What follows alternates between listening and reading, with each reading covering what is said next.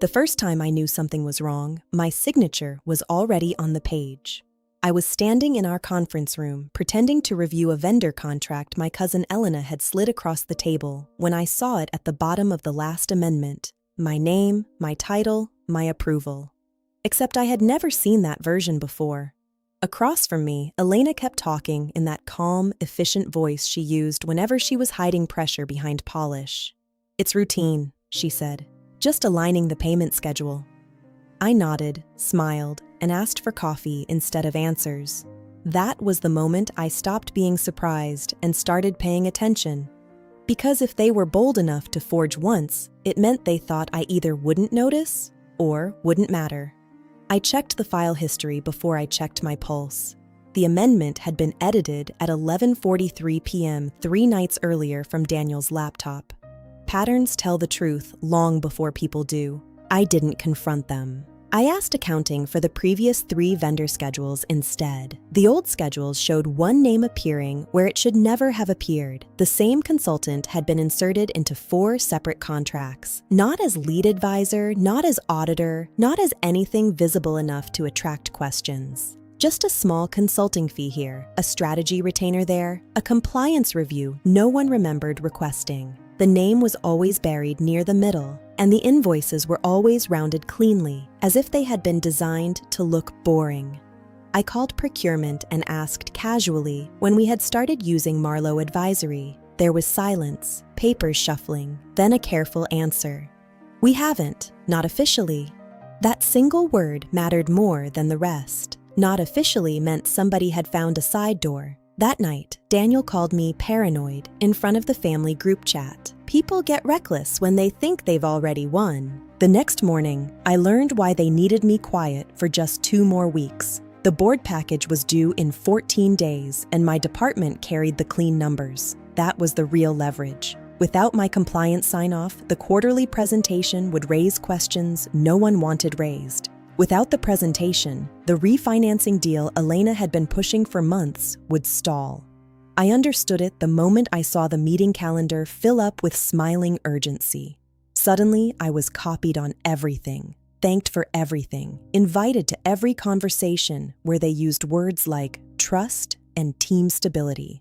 Elena even brought pastries to my office, which she had never done once in 5 years. It would have been flattering if it weren't so transparent. I started keeping 2 notebooks, one for work, one for proof, and I changed nothing outwardly. Quiet people are easiest to underestimate. Then one invoice landed on my desk with the wrong attachment. The attachment wasn't meant for me, and it named the real reason they forged my approval. It was a repayment schedule, not a consulting plan. The document listed transfers from Marlowe Advisory back into a private holding company registered under a name I recognized from Daniel's tax disclosures. His brother's shell entity, inactive on paper, alive in practice. The amounts matched the consulting fees almost perfectly, minus a skim small enough to look like normal expense leakage. Not theft in the dramatic sense. Something colder, more professional. Money moved out under legitimacy, then quietly returned to people who controlled the decision. Elena wasn't cleaning up vendor terms. She was laundering incentive through paperwork that relied on my credibility. I read it 3 times and still felt calm. That calm surprised me most, maybe because anger would have been useless here. Anger makes noise, proof makes timing. I forwarded the file to my personal legal archive and deleted the email. Then Daniel walked into my office smiling, as if he already knew what I had seen. Daniel closed my office door like we were about to discuss something intimate. Instead, he complimented my steady hand and asked whether I'd be comfortable presenting part of the board package myself. That was new. Daniel never shared credit unless he needed insurance. I told him I'd think about it. He leaned against the cabinet, lowered his voice, and said something almost kind. "These next 2 weeks matter. For everyone. Not the company, not the board, everyone." It was the language of soft threat, the kind families use when they want obedience dressed as loyalty. I asked whether Elena was worried about refinancing. He smiled a little too late. "We're all worried." There it was. Not guilt. Exposure. After he left, I checked the hallway camera timestamps. He had gone straight to Elena's office. I still said nothing. That evening, my mother called with a warning that had clearly not started with her. My mother began the conversation by asking whether I was sleeping enough. She only used tenderness when someone had instructed her to soften me first. Within 30 seconds, she was telling me how stressful this quarter had been for Elena and Daniel, how families go through misunderstandings, how public embarrassment can damage people beyond repair. I let her talk until she reached the point she thought she was hiding. Not every mistake needs to become a scandal. Mistake, singular, gentle, manageable. That word told me Elena had already built her version of events, a clerical issue, overblown by an overreactive relative. I thanked my mother for worrying about me and asked who had called her first. She paused, too long. Then she said, "Don't do anything irreversible." The irony nearly made me laugh. I had already booked a meeting they didn't know about. The person I met the next morning confirmed this had happened before. Our external auditor didn't want to say it plainly, so I said it for him. "You've seen this pattern before, haven't you?" I asked, sliding across redacted copies with the names removed. He studied the papers, set them down, and chose every word like it had legal consequences. "I've seen structures where unauthorized approvals are used to support payments that later become difficult to unwind." That was enough. I didn't need him to accuse, I needed him to recognize. He also confirmed something more useful. Once a refinancing bank suspects internal control manipulation, it freezes trust first and asks questions second. That changed my plan. I had intended to go to the board after the meeting. Now I realized the cleaner move was to let the bank collide with the board at the worst possible moment. Revenge through sequence. I asked the auditor one last question. "If you were me, what would you preserve first?" He answered immediately. His answer forced me to investigate one person I had been trying not to suspect. I pulled my assistant's access logs before lunch and hated what I found. Mina had opened the contract archive twice after midnight on the same dates Daniel's edits appeared. Mina, who covered for me when meetings ran long. Mina, who now looked at me with the same bright, careful expression she always wore. Betrayal is rarely dramatic in real life. It arrives looking useful. I called her in and asked whether she had been helping finance gather old agreements. She said yes too quickly, then corrected herself. Only when Daniel requested supporting files. Requested, not authorized. Another important difference. I thanked her, let her leave, and locked my office door. Then I checked her recent payroll changes. There it was, a salary adjustment outside the normal review cycle, approved by Elena. Not loyalty, purchase. I still wasn't angry. Anger would have been obvious. Mina tried to fix her mistake before I could use it, and that almost ruined everything.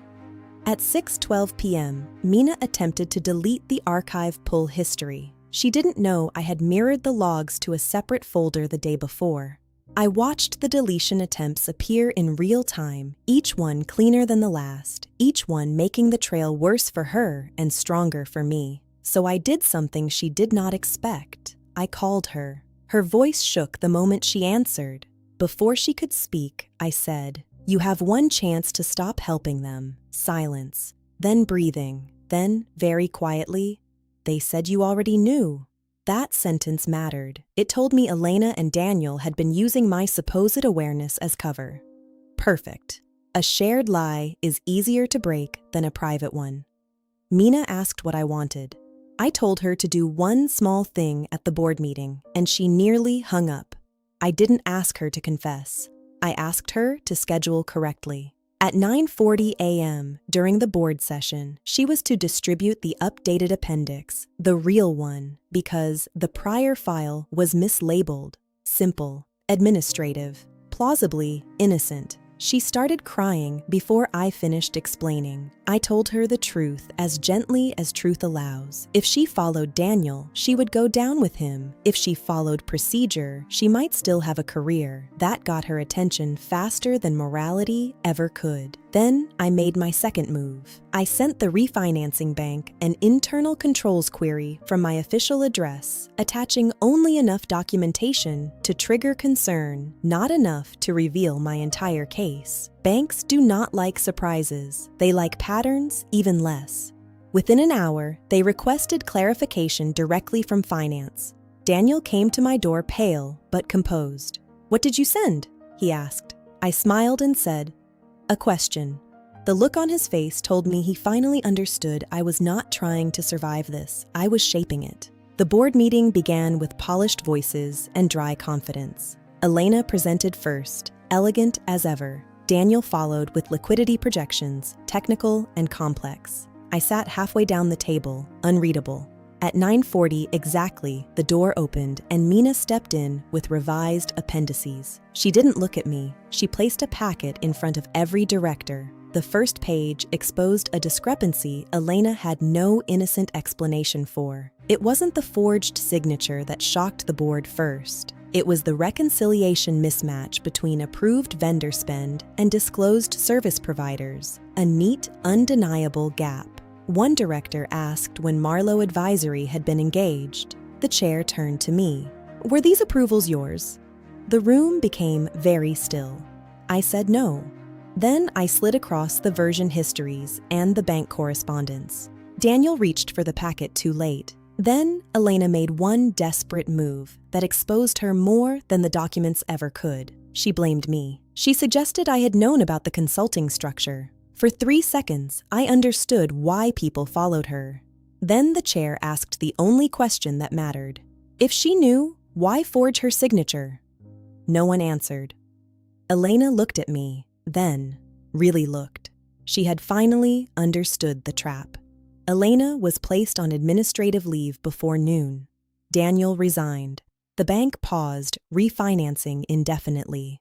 By evening, family messages had split into camps. My mother called again. "Did you have to do it this way?" she asked.